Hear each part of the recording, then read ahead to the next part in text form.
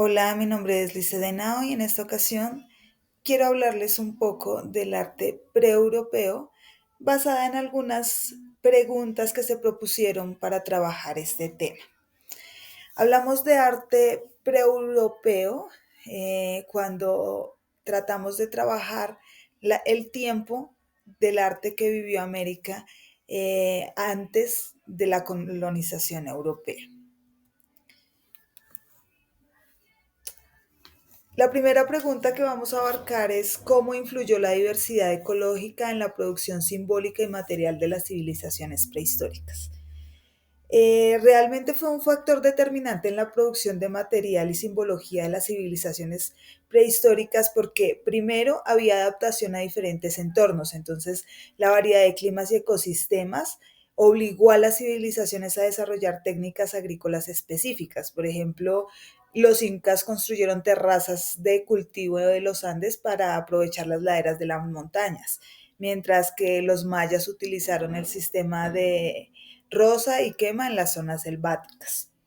Había diversidad de recursos, cada ecosistema ofrecía diferentes recursos, entonces en las costas las culturas se especializaron en la pesca y la recolección de mariscos, mientras que en las zonas montañosas se dedicaron a la caza de auquéndidos y al cultivo de tubérculos como la papa. Esta diversidad fomentó además un intercambio comercial entre regiones para obtener productos que no estaban disponibles localmente. Hubo algo de desarrollo tecnológico porque había necesidad de controlar el agua en algunas zonas áridas. Entonces, en la costa peruana, por ejemplo, se llevó el desarrollo de complejos de sistema de irrigación.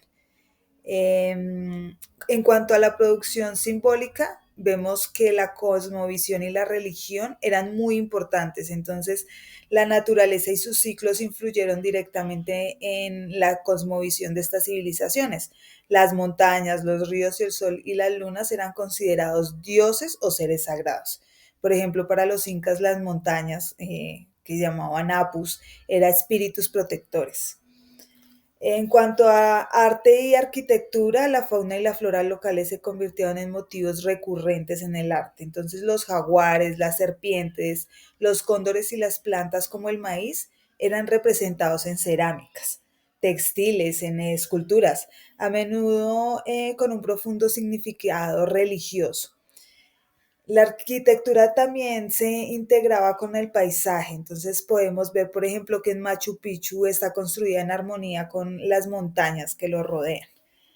Cuando hablamos de calendarios y astronomías, vemos que el conocimiento de los ciclos agrícolas estaba directamente ligado a la observación de los astros. Fue fundamental esto para el desarrollo complejo de los calendarios. Vemos el calendario maya que regía no solo de las actividades agrícolas, sino también de las ceremonias religiosas. Como segunda pregunta, vamos a ver entonces en qué aspectos el urbanismo maya, reflejaba una relación entre el arte, la religión y el poder político. Entonces, el urbanismo maya se reflejaba en la interconexión entre el arte, la religión y el poder político, en la monumentalidad de sus ciudades, también en el uso del arte para legitimar el gobierno, el diseño de plazas ceremoniales, las estelas que glorificaban a los gobernantes, el culto a los ancestros y la organización de rituales que reforzaban la jerarquía social y el papel divino del rey. En los escenarios ceremoniales, la ciudad maya funcionaba como grandes centros ceremoniales, entonces habían plazas y pirámides que servían como el escenario para los rituales religiosos y los actos de poder. Tenemos la arquitectura y simbolismo, entonces la construcción de estos templos y los palacios monumentales no solo demostraban el poder de los gobernantes y la capacidad de sus ciudades, sino que también permitían incorporar complejas representaciones artísticas y simbólicas relacionadas con el cosmos y los dioses, que para ellos era tan importante. Entonces allí también vimos arte, escritura, registro del poder, En la inscripción y estelas, entonces teníamos estelas y altares de piedras que se regían en plazas y en templos como para conmemorar esos eventos importantes y exaltar a todos sus gobernantes, utilizando siempre como los geográficos para registrar historias, linajes, los logros militares. ¿Cuáles eran los objetivos de los rituales, perdón, o los objetos más bien de estos rituales? Entonces, siempre hacían vasijas o recipientes que fueran muy artísticos. A menudo se decoraban con imágenes de dioses o de esos mismos rituales. Se utilizaban para beber cacao, quemar incienso y facilitaron así como la conexión entre la vida terrenal y el mundo espiritual. Tenemos también en esto una figura que era el rey divino, entonces el gobernante era considerado ese rey divino que les permitía tener un enlace entre el Dios y los seres humanos, entonces así legitimaban como la autoridad y el linaje real. En los cultos a los ancestros, entonces se integraba el diseño y el uso de las ciudades, honraban a los difuntos y fortalecían la conexión entre las élites gobernantes y el pasado que estas élites habían tenido. Había algo muy importante para ellos que era el fervor espiritual y el control social. Entonces el arte y la arquitectura creaban un ambiente que fomentaba el fervor religioso y espiritual y contribuían así como a la fidelidad de la población hacia ese poder político que necesitaban. Estos son algunos elementos que se pueden observar de lo que representaba esa cultura.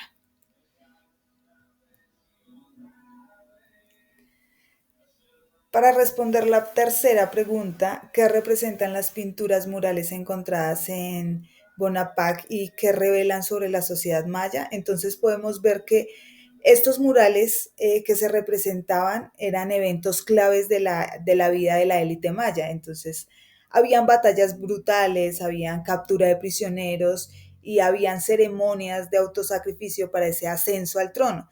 Revelan entre todo que la sociedad maya no era como ese paraíso pacífico que todo el mundo creía, sino que era una civilización compleja y violenta marcada por el ritual de la guerra. La propagaba generalmente la política y la importancia del linaje y el sacrificio de sangre para mantener ese poder y honrar a los dioses. Aquí podemos observar alguna de las pinturas, entonces podemos ver que en sus murales se ve como esa batalla gloriosa y brutal y que se veían los enemigos en una guerra de nobles triunfantes. Ahí se exhibe muchísimo el poder. También hay como unos rituales de ascenso al trono, donde se presentaba una ceremonia de celebración y ascenso del heredero al trono que terminaba con un ritual de autosacrificio donde las mujeres y el propio rey realizan sangrías que derraman su sangre como ofrenda para esos dioses.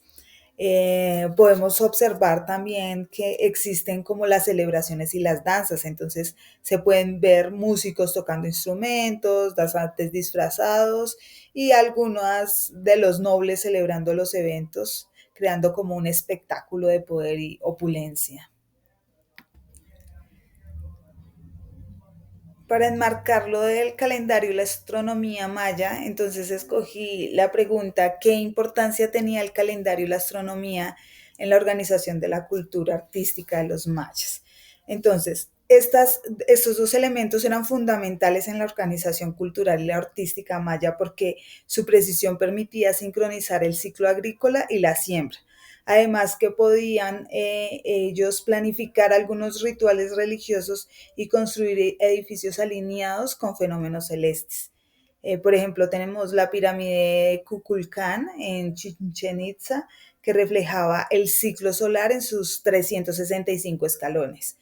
Esta cosmovisión cíclica del tiempo se plasmó en sus calendarios y su escritura jeroglífica y su arte celebrada por los ciclos cósmicos. Generalmente habían rituales y festividades, entonces el calendario marcaba los días para realizar esas ceremonias religiosas y esas festividades, conectando la vida de los mayas con los ciclos celestes. Le servía muchísimo para la agricultura, entonces la observación astronómica dictaba los tiempos perfectos para la siembra y la cosecha, que eran realmente algo crucial para el cultivo del maíz, que era como pues la base de su subsistencia. También había algo de cosmovisión y profecía, entonces lo que hacían los mayas era creer que la historia era cíclica y se regían por los astros, entonces por ello utilizaban el calendario especialmente para predecir el futuro y entender los eventos mitológicos. Había algo que era muy particular y se trataba del simbolismo del arte. Entonces, la representación de los ciclos celestes hacía que esto fuera un tema bonito para ellos, como era el paso cenital del Sol en el trópico o los movimientos de Venus, que generalmente se integraban a la arquitectura y al arte maya. Para trabajar la relación entre la vida agrícola, la naturaleza y el arte, entonces tenemos una pregunta y es, qué relación existía entre la vida agrícola, los ciclos de la naturaleza y las representaciones artísticas? Entonces, la vida agrícola estaba profundamente ligada a los ciclos de la naturaleza, especialmente pues al crecimiento del maíz, que era como el producto fundamental, y esta relación se reflejaba en las representaciones artísticas a través de la veneración de dioses, digámoslo así, ligadas a esa agricultura y a la vida. La iconografía de mazorcas y elotes y la arquitectura de pirámides que imitaban montañas sagradas. La cosmovisión les permitía integrar el conocimiento del cielo y la tierra para planificar estos ciclos agrícolas y ceremonias y desarrollar pues una visión del tiempo cíclico y sagrado.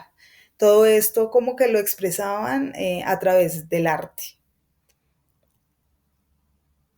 Aquí trabajamos un poco el incerario trípode, entonces vemos que era en material de cerámica, que sus medidas aproximadas eran 200 milímetros de alto, entonces yo lo escogí para hacer su reproducción.